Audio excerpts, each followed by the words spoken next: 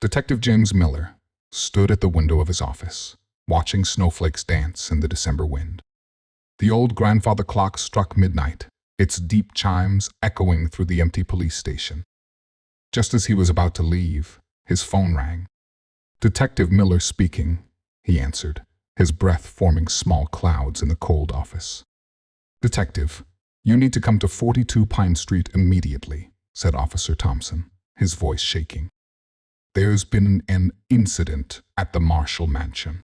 The Marshall Mansion was famous in their small town of Evergreen. Built in the 1800s, it belonged to the wealthy Marshall family, known for their valuable art collection. As Miller drove through the snowy streets, he couldn't shake off the feeling that this would be no ordinary case. Yellow police tape surrounded the mansion when he arrived.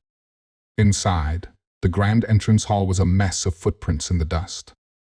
Officer Thompson led him to the study, where the body of Richard Marshall lay face down on an antique Persian rug.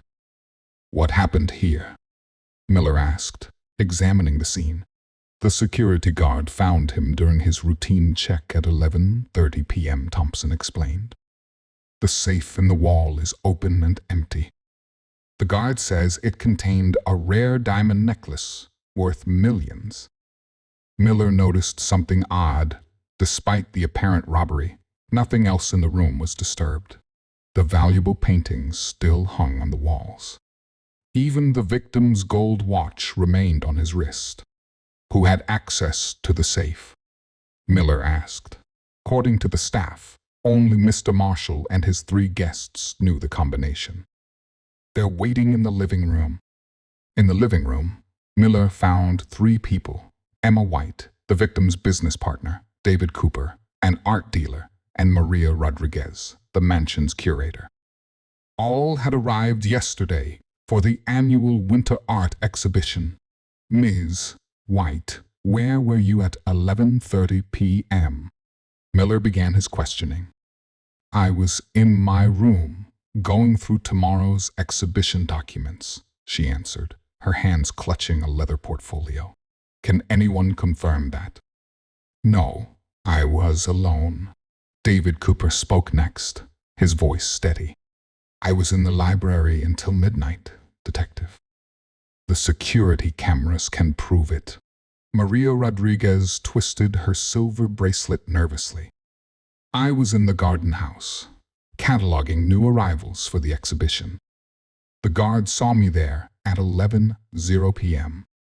Miller noticed something interesting. Only David mentioned the security cameras.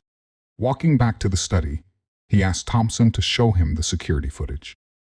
To his surprise, most cameras were offline between 11:15 p.m. and 11:45 p.m. Only the library camera worked, showing David exactly where he claimed to be. Too perfect, Miller thought. The detective walked around the mansion, noting details others might miss. In the garden house, he found fresh mud on the floor, confirming Maria's story. In Emma's room, exhibition documents lay scattered across the bed, supporting her alibi. But something about the study bothered him. The safe's keypad showed no fingerprints except Marshall's, despite being used recently. Someone had wiped it clean. Miller returned to the study and examined Marshall's body more closely.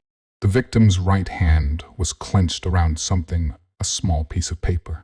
Carefully opening the stiff fingers, Miller found a receipt from the library's coffee shop, dated that morning. On the back was a hastily scrawled message: "David knows about December 12. December 12. Miller checked the mansion's security logs for that date. There it was. David Cooper had visited the mansion late at night, supposedly to discuss art acquisitions. The same night, a painting disappeared from the collection, reported as misplaced by Marshall himself. The pieces fell into place. Miller gathered everyone in the study. "This wasn't just about the necklace," Miller announced. "Mr. Cooper, you used your art expertise to help Mr. Marshall fake the theft of a painting on December 12, didn't you? But something went wrong tonight." David's confident facade cracked. He was going to expose everything. Said he couldn't live with the guilt. The insurance money was already paid. We'd both go to prison. So you killed him and staged another theft to hide the real crime, Miller concluded. You knew exactly when the cameras would be down for maintenance. The perfect alibi in the library was just too perfect. David Cooper slumped in defeat. The necklace is in my room, behind the dresser. I never meant to kill him. He just wouldn't listen. As the police led Cooper away, Miller looked at the grandfather clock again.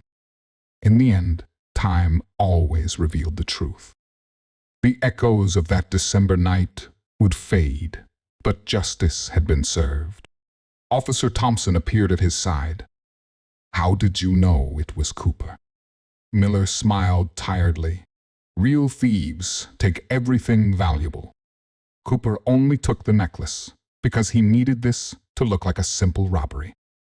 But he knew too much about the cameras, and his alibi was too perfect.